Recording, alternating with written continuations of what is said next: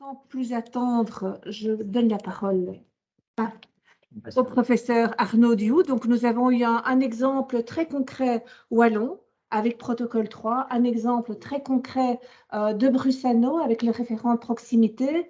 Maintenant, je vous invite à décoller et passer de l'autre côté de l'Atlantique et plutôt plonger dans le monde de la recherche également, puisque Arnaud Dioux est chercheur, il est professeur à l'université, à la faculté de sciences infirmières de l'Université de Montréal. Et d'ailleurs, il y a des collègues de l'Université de Montréal et de Sherbrooke qui sont connectés aujourd'hui. Il est chercheur régulier et directeur scientifique du pôle 1 de recherche du CISS Laval. Il nous expliquera certainement ce que c'est le CISS. Eh bien, est-ce trop peu? Ses travaux de recherche portent sur la performance des services de première ligne, et en particulier sur la contribution des infirmières à l'offre et la qualité de ceux-ci. Il a un intérêt également envers le développement du leadership politique infirmier. Avec grand plaisir, je laisse donc la place à Arnaud et je te partage l'écran pour ceux qui nous suivent à distance.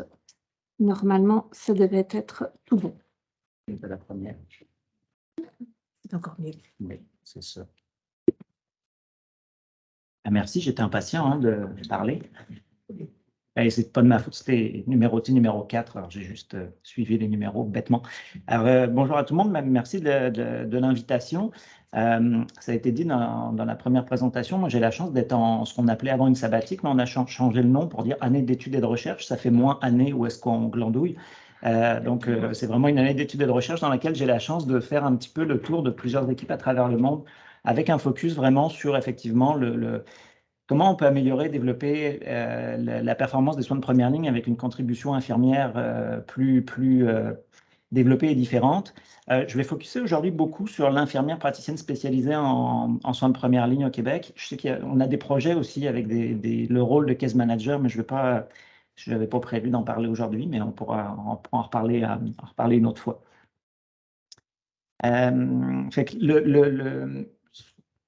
La façon dont j'ai prévu aborder la présentation aujourd'hui, c'était un peu à travers différents projets de recherche, quelques éléments clés qui me semblaient pertinents à partager avec vous. J'espère qu'ils le seront. Et puis, ça rejoint beaucoup des éléments qu'on a vus dans les deux premières présentations, fait qu'on a des parallèles. Mon premier point, ça va être le contexte, donc un portrait au Québec, comment ça fonctionne. Et quand on fait le tour du monde un peu, on s'aperçoit que même si les contextes sont différents, les problématiques, les barrières, les facilitants à la contribution infirmière en soins de première ligne sont à peu près les mêmes partout. Donc ça, c'est un petit appel aussi aux chercheurs qui seraient intéressés.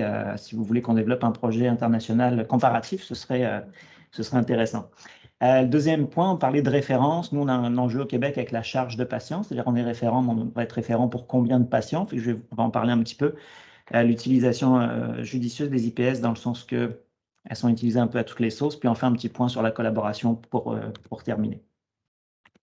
Et je vais essayer de faire ça vite parce que des fois, expliquer un contexte, ça peut être long, mais j'ai compris qu'il y avait beaucoup d'étudiants connectés ou dans la salle, fait que ça prend un petit peu aussi de compréhension du système québécois.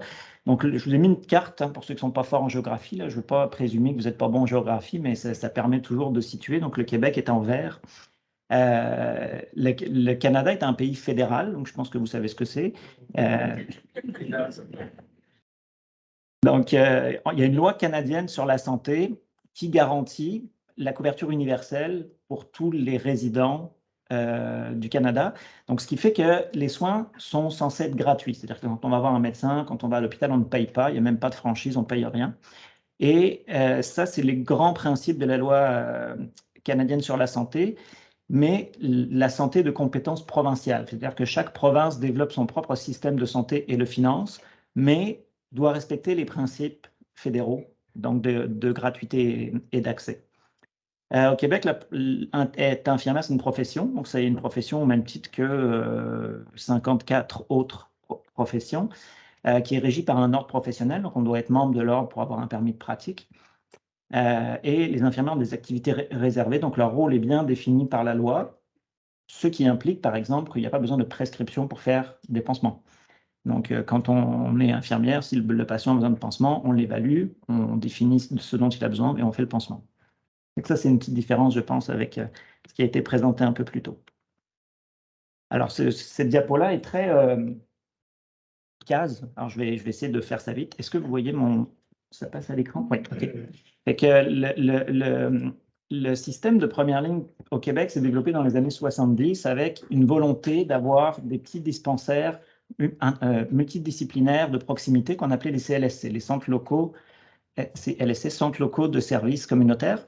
Dans les années 70, tout le monde a embarqué parce que tous les professionnels étaient salariés, sauf les médecins, parce qu'ils étaient à l'acte. Et donc, aller dans les CLSC, ça voulait dire tomber à salaire, devenir salarié. Ça a créé un peu de résistance, donc ça n'a jamais vraiment fonctionné. Les CLSC ont existé avec les professionnels autres que les médecins, mais les médecins sont en majorité, ont développé des cliniques privées en parallèle. Au début des années 2000, ces cliniques-là, qui avaient des formes vraiment extrêmement variées, le gouvernement de l'époque a décidé qu'ils allaient les réunir sous ce qu'on appelle des GMF. Donc, c'est un groupe de médecine de famille. Il y en a 370 à peu près actuellement. Et ils sont tous, c'est la seule façon d'obtenir du financement gouvernemental pour fonctionner. Fait que le MSSS, le ministère, finance les GMF, qui sont des entités privées en général, c'est-à-dire que c'est des médecins ou des actionnaires qui sont propriétaires de la clinique, mais qui est financé grâce à une entente du ministère pour tout ce qui est clérical, pour tout ce qui est le bâtiment et tout ça. La rémunération des médecins provient de la Régie d'assurance maladie du Québec et les CISUS, comme demandé qu'est-ce que c'est, c'est les autorités locales de santé. Ça veut dire Centre intégré de santé et de services sociaux. Il y en a 32 au Québec, qui est donc séparé en 32 ou 34 CISUS. Le U, c'est pour universitaire. Certains ont une fonction universitaire d'enseignement et de recherche. Et donc, dans ces GMF, qui sont donc de trois types, GMF classique, qui est privé, qui donne des soins uniquement aux patients inscrits. Dans les GMF R, qui sont un peu plus gros et qui doivent avoir aussi des services élargis et donner des soins aux patients non inscrits. Et enfin, les GMFU, qui sont les seuls à être publics, mais qui représentent moins de 10% des GMF parce qu'ils ont une fonction d'enseignement et de recherche. Et qu'on est dans un système majoritairement privé, financé avec du public, et l'enjeu, c'est que les IPS, donc ce qui nous intéresse aujourd'hui, on ne voit pas à cause du petit carré Teams, mais les IPS, au même titre que les autres infirmières, que les travailleurs sociaux, sont embauchés par l'autorité de santé, donc le CISSUS, et sont placés dans les GMF pour travailler.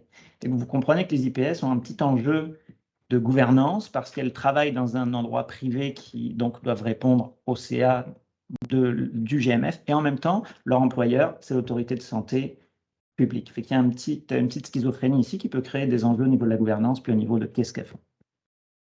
J'ai été très vite sur le résumé. J'espère que je ne vous ai pas tous endormis. Je sais que c'est la 5e présentation, ça commence à baisser, mais je pourrais vous partager ça sans problème. Donc, IPS pour infirmière praticienne spécialisée, rapidement, le développement, l'objectif est d'en avoir 2000 au Québec d'ici maintenant 3 ans. Alors, c'est très ambitieux. Ça a commencé, la notion d'infirmière en pratique avancée dans les années 70, avec en particulier le Grand Nord. Donc, si vous voyez le Québec, la façon dont c'est fait, tout le monde vit au sud, même s'il fait froid, on appelle ça le sud. Et au nord, c'est des villages très isolés dans lesquels les infirmières pratiquent seules, il n'y a pas de médecins, il n'y a pas d'hôpitaux. Et de par la pénurie de professionnels, elles étaient déjà à faire une pratique avancée, comme on parlait un peu plus tôt, des infirmières qui dépassent un peu les limites de ce qu'elles devraient faire par la loi, mais ça existait, puis ça existe encore. Dans les années 90, il y a eu un projet pilote dans 2 hôpitaux d'IPS en néonatologie qui s'est étendu en 2002 à cardiologie, néphrologie. En 2007 est apparu la IPS-PL, donc ce qui nous intéresse aujourd'hui, les IPS de première ligne, et aussi les IPS en santé mentale et pédiatrie, c'est plus récent. Et de 2000 à 2022, les IPS avaient le droit d'émettre des opinions diagnostiques et de renouveler des traitements, avec donc un rôle assez limité et assez ambigu. Mais il y a une nouvelle loi qui a été votée l'an passé et qui est actuellement en phase d'implantation. Et si je la résume, ça permet maintenant aux IPS d'avoir le droit de faire des diagnostics, de démarrer un traitement, de faire du suivi de grossesse, chose qu'elles ne pouvaient pas faire avant de façon autonome. Et que vous voyez qu'on est dans une phase de développement, mais que ça a pris plus de 50 ans pour arriver à avoir un rôle IPS complètement autonome. Ce que vous voyez ici, c'est le nombre d'IPS au Québec. Alors, c'est la ligne, la couleur rose qui nous intéresse aujourd'hui, c'est les IPS en soins de première ligne. Vous voyez qu'on était à un peu plus d'une centaine il y a 10 ans et que maintenant on est à plus que 800. Puis ça, c'est les chiffres de l'an passé, fait qu'il y a des nouvelles diplômés qui se sont ajoutés. Mais vous voyez que la courbe est exponentielle. On est en train de développer énormément ce rôle-là. Les autres IPS aussi augmentent un petit peu, mais en proportion, c'est vraiment les IPS de première ligne sur qui l'effort a été mis. Ça crée des enjeux au niveau de la formation, évidemment, mais aussi au niveau de l'arrivée dans les équipes, dans les GMF, parce que ce que ça a pour effet, c'est que c'est une profession jeune, donc il y a peu d'expérience. Puis ça, on va voir que ça peut avoir un effet. Il y a quelques données que je vous présente qui sont étiquetées expérience comme IPS, enquête IPS de 2002. On a fait une enquête en 2017 sur les conditions de travail des IPS. On vient de la renouveler en 2002. Fait que c'est ces données-là préliminaires que j'ai 2-3 petites diapos comme ça. Mais c'est des choses qui n'ont pas été publiées encore. Mais donc, ce que ça nous dit ici, c'est qu'on a un tiers seulement des IPS qui ont plus que 5 ans d'expérience. On en a un autre tiers qui a 2 ans au moins. Et on sait que dans la littérature, ce qu'on voit, c'est que ça prend 12 à 18, voire 24 mois pour être à l'aise dans son rôle et autonome. Puis aussi des enjeux que c'est les plus expérimentés qui doivent former les plus jeunes. Donc, c'est vraiment une profession qui est en développement et très jeune. Le rôle de référent, rapidement, la charge de patient, ça, c'est vraiment un enjeu. Je ne sais pas si vous avez cet enjeu-là ici, mais on se pose beaucoup la question. On a développé les IPS de première ligne pour prendre en charge des patients parce qu'on avait une pénurie de médecins et un problème majeur d'accès aux soins de première ligne. L'idée était de dire, si on a une pénurie de médecins, on va essayer d'amener d'autres professionnels à contribuer aux soins de première ligne, et puis on va utiliser en particulier les infirmières praticiennes spécialisées en soins de première ligne. Et donc, on a regardé un peu la littérature. Je dis on, c'est pas moi, c'est ceux qui ont développé le rôle. Que disait la littérature à propos du nombre de patients qu'une IPS peut prendre en charge seule? Puis le chiffre magique qui revenait souvent, c'est 800. Fait qu'on imaginait qu'une IPS seule peut prendre en charge 800 patients, ce qu'on appelle sa charge de patient, ou en anglais son caseload. Ça semble beaucoup. Et puis effectivement, on va le voir que ça l'est. Alors déjà, ce qu'on s'est aperçu dans notre enquête de cette année sur les questions sur le caseload, donc le nombre de patients qu'elles sont capables de prendre en charge, c'est qu'un quart à peu près n'étaient pas capables de déclarer combien elles en avaient en charge parce que leur rôle était différent. Soit elles ne faisaient que du sans rendez-vous, soit elles ne faisaient que du suivi de grossesse, soit elles prenaient en charge une clientèle en particulier. Elles n'avaient pas un rôle classique d'IPS de première ligne qui a en charge une clientèle. Donc, il y en a déjà un quart qui était dans cette situation-là. Ensuite, on leur a demandé qu'est-ce qu'elle pensait qu'une infirmière, qu'une IPS devrait avoir comme charge de patient normale.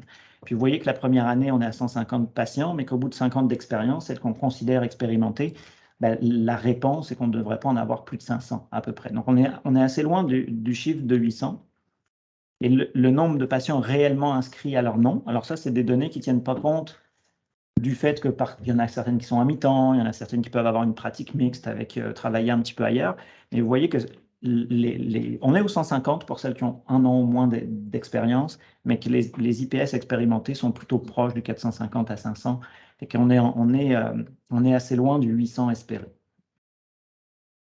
Et si on regarde les mêmes données, mais de façon différente, en catégorisant, ce qu'on voit, c'est qu'il y a à peine, dans les 5 ans et plus, donc dans celles les plus expérimentées, il y en a à peine un peu moins d'une quinzaine de pourcents qui sont capables d'atteindre le chiffre de 800. Et ça veut dire que c'est peut-être possible, mais pour vraiment une minorité des IPSP. C'est des choses qui vous intéressent, ça, le nombre de patients pris en charge. Je ne l'avais pas entendu avant, mais c'est sûrement un enjeu parce que l'idée, c'est vraiment qu'on veut qu'elles contribuent puis qu'elles enlèvent un poids aux autres. Alors, en tout cas, au Québec, c'est vraiment un enjeu important. Et l'autre enjeu, c'est que les IPS sont tellement, les IPS de première ligne ont tellement de compétences et sont tellement vus comme des professionnels qui sont performants, qui sont capables de faire énormément de choses. C'est ce qu'on voit, un certain on pourrait dire un éparpillement de leur rôle. avec des pratiques mixtes. Et ça, on l'avait entendu en faisant des projets de recherche, dans des entrevues. On entendait des gestionnaires qui disaient « moi, les IPS sont tellement bonnes que je les mets quand j'ai des besoins particuliers. Là, on en a eu beaucoup avec la vaccination.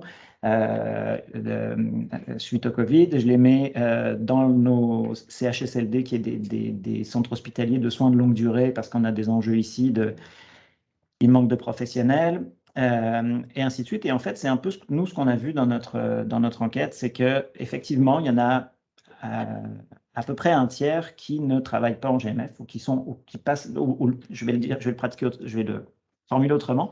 Il y a un tiers du temps IPS de première ligne qui n'est pas en première ligne. Donc ça, c'est quand même assez étonnant.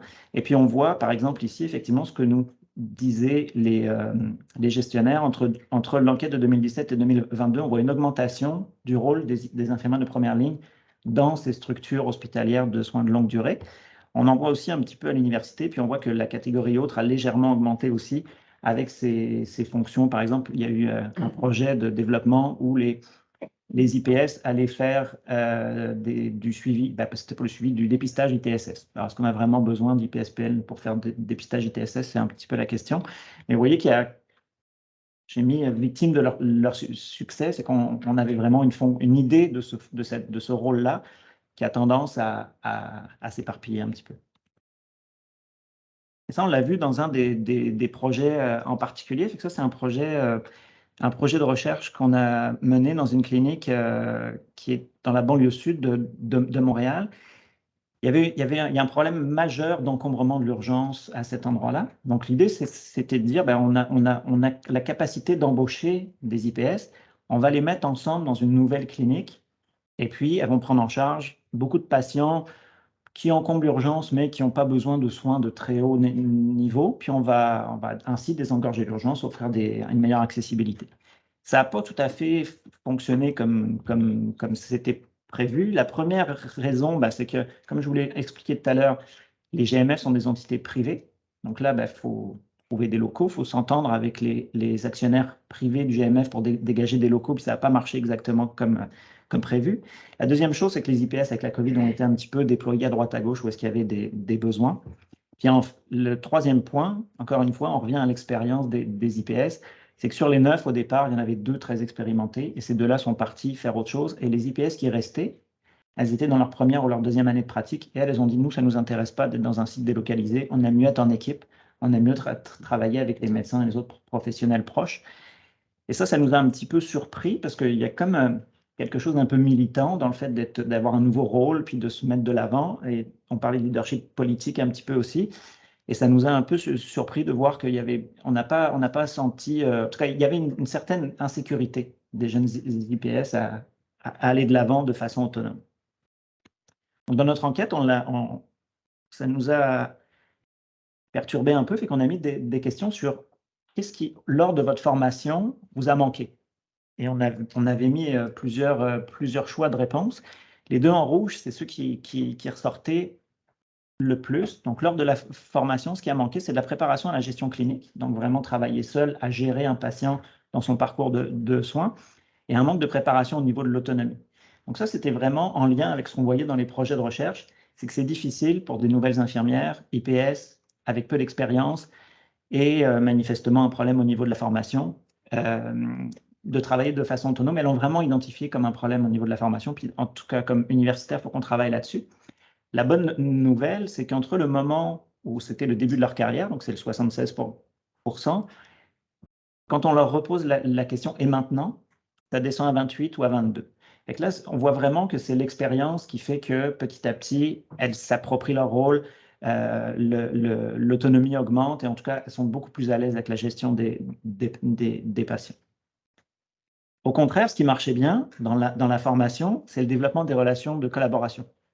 Et ça, on a trouvé ça super intéressant.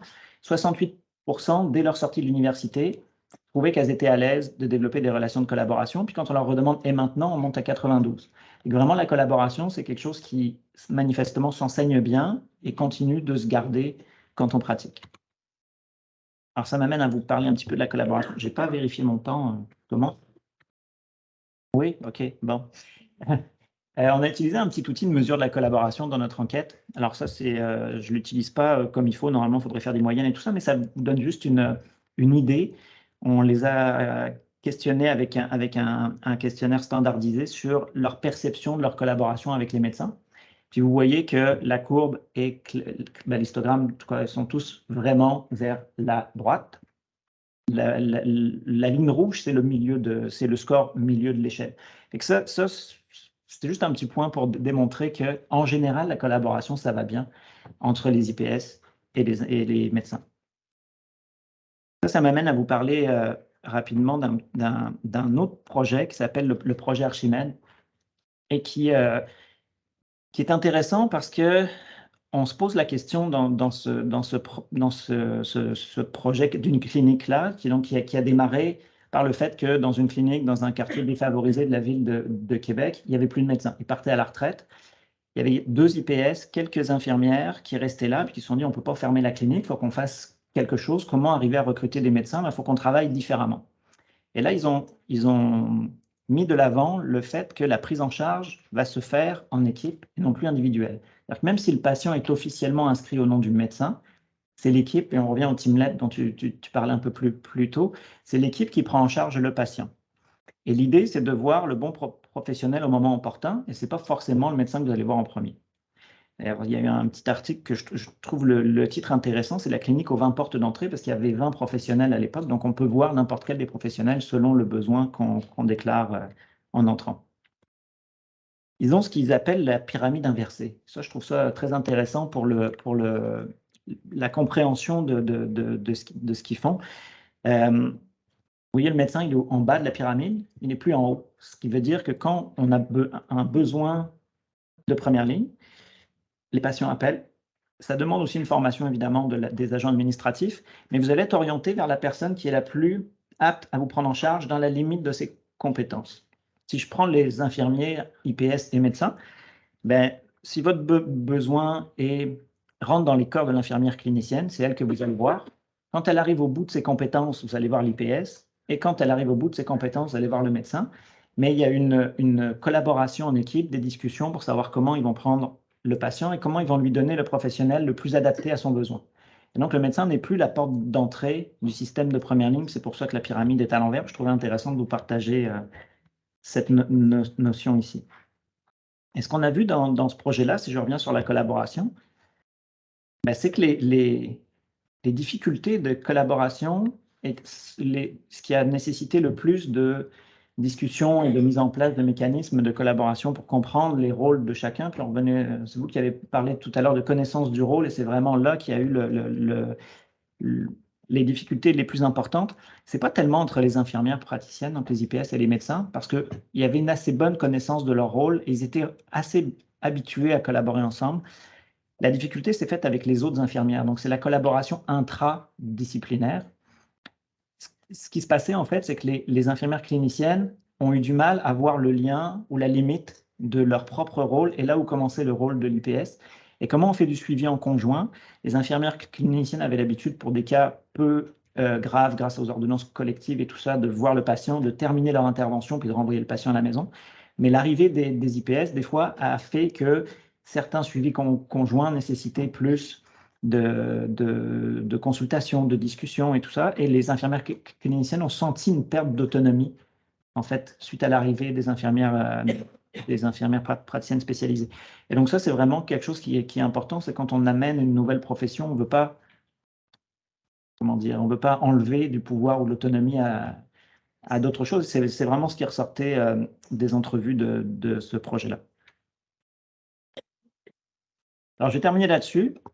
3 messages, je pense, à retenir. Le premier, c'est avoir des attentes réalistes selon l'expérience. Quand on développe une profession, comme je l'ai expliqué, il y a un enjeu vraiment d'expérience et puis d'être capable de prendre de développer, de s'approprier son rôle. Il ne faut pas avoir collectivement des attentes trop élevées dans les premières années. La question de la prise en charge individuelle ou d'équipe, ça c'est vraiment au cœur de ce qui se fait actuellement. Puis au Québec, on passe de plus en plus vers l'idée qu'on va devoir prendre les patients à capitation et non plus à l'acte. Et puis comment on s'organise comme équipe pour avoir une prise en charge d'équipe. Donc le patient sera inscrit auprès d'une équipe et non plus auprès d'un médecin. Et puis, l'insistance, on l'a vu avec le projet Archimède, de bien connaître les rôles de chacun pour améliorer la collaboration interne et surtout intra-professionnelle. Voilà.